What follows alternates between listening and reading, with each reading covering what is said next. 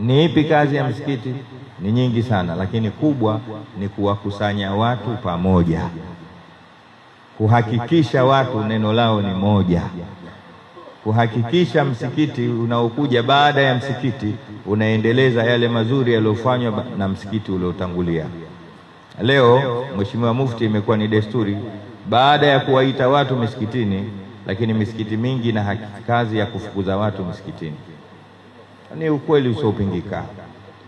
Mimi niko pale ofisini, ninazo kesi nyingi za misikiti, nyingi sana.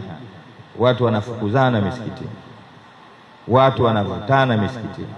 Na hata jana tumekaa na wewe mbele ya hadhira yako kuanzia saa 9 mpaka magharibi, tunazungumzia moja ya misikiti katika misikiti ya Dar es Salaam, na wewe ndio uliongoza kikao kile cha jana. Imekuwa ni desturi sasa, ni kawaida, badala ya watu kukimbilia misikitini, man dakhalahu kana amina, sasa man dakhalahu kana khaifa.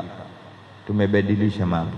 Watu tunatakiwa tuingie msikitini tuwe na raha, maimamu watuambie yale ya kutugusa, yale ambayo kwamba anatujenga, na wala isiwe kazi ya imamu sasa kuangalia nani wa msikiti huu na nani sio wa msikiti huu. Imekuwa ni desturi, mtu anakuuliza msikitini kwenu mnafanya nini? Misikiti yote ni ya Mungu Subhanahu wa Ta'ala. Haya ni majina tu, Mwenye Mkuu, Mtoro, Shadhili, Manyema, kwa ajili ya kupata kujuana, umeswali wapi? Nimeswali Manyema.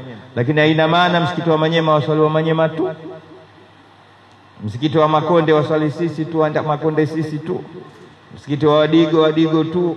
Hapana, Uislamu umekuja wa'tasimu bihablillahi jamia wala tafarra. Misikiti sasa umefika wakati wake ituunganishe, hasa katika mkoa wa Dar es Salaam. Dar es Salaam ndiyo Tanzania. Dar es Salaam ndiyo moyo wa nchi yetu. Itakapostakim Dar es Salaam na kunyooka, mikoa mingine yote itafuatilia, lakini ikifurugika na ikiharibika, na Tanzania yote itaondoka.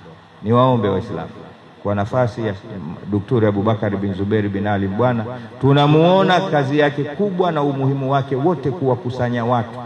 Tangu wakati wa ujio wake hakuna tena zile firaki, sijui huyu nani yule nani, tunamuona halali, si mchana si usiku, wakati wote anakwenda mbio kuhakikisha kalimatul Islam ni moja.